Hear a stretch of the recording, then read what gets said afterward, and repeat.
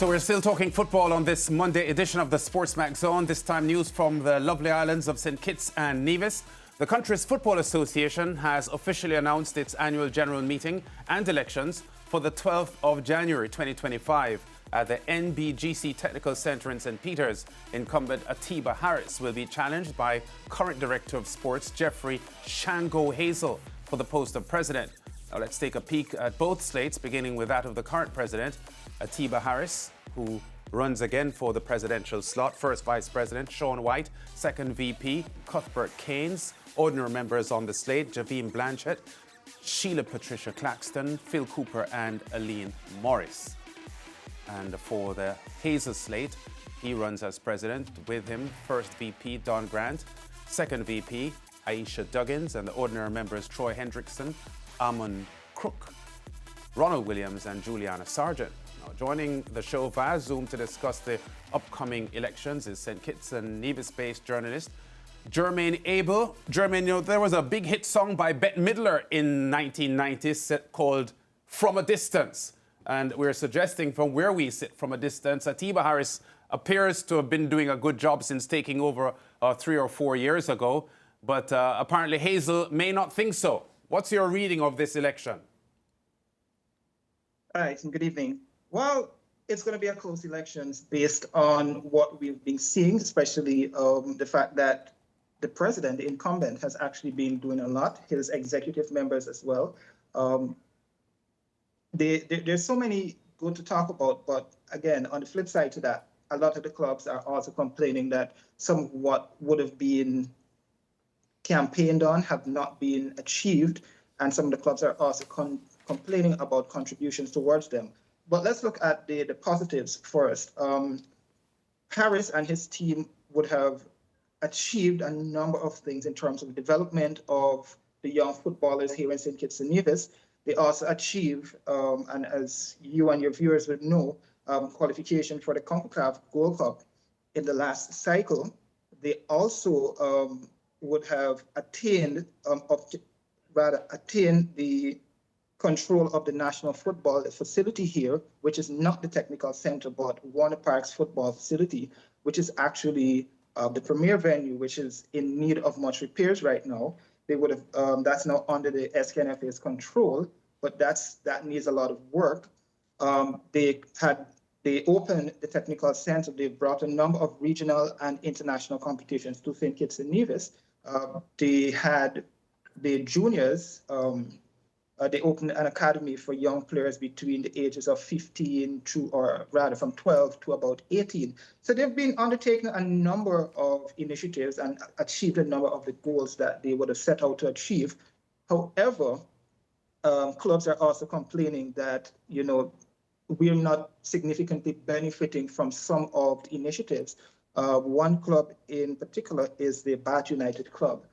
They have been complaining that they need more assistance, even though the SKNFA has been assisting, they're not necessarily receiving enough in terms of development. Yeah, when Atiba Harris had won in 2021, taking over from Anthony Johnson, who subsequently passed on, Don Grant was a part of that slate, and he's now a VP on the slate for Hazel. How strong would you suggest that Hazel's slate is? Because, as you correctly pointed out, there have been strides made by the Atiba Harris administration, so Hazel would have to convince delegates that he can do a better job. Well, I think what Hazel and Grant have going for them is the fact that Hazel is, I don't want to use the word aligned, but Hazel is coming from a perspective as the director of sports, where he's integral in the involvement of the government and the day-to-day operations of sports. And I mentioned the Warner Park facility. That's the premier ground here in St. Kitts and Nevis that hosts majority of the international competitions. That ground, for example, is in desperate need of an upgrade. There's so many infrastructural issues, lighting and so forth, but the lighting has thus far been addressed. But the broader issue is he is the one that's going to be integral in connecting the government to the needs of football. That's how they're going to see it.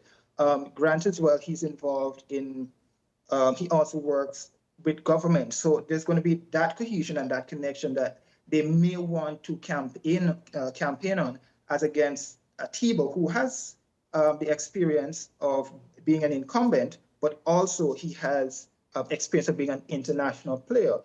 That is somewhat, that's to an extent, some of what he brought in the first slate, in his first campaign.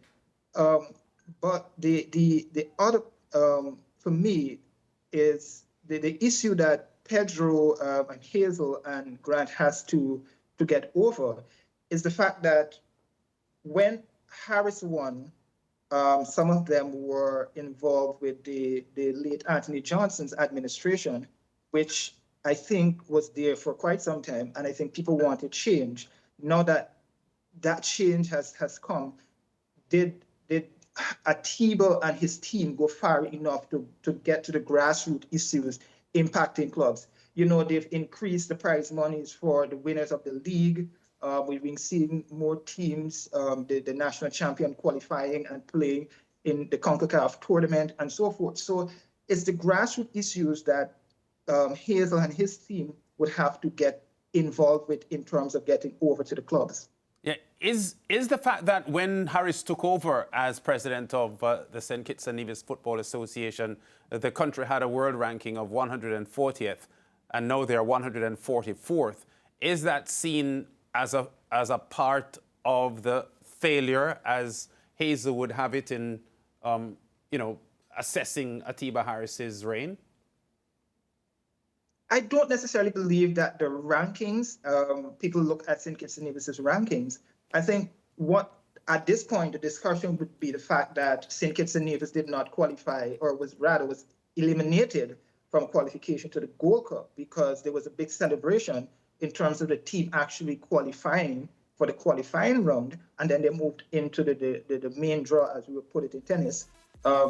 They moved into the main competition during the Gold Cup, which was a very big achievement here. And many people, that was around the music festival time, and many people here in St. Kitts and Nevis were glued to that around the time when music festival, which is a very big event here in St. Kitts and Nevis.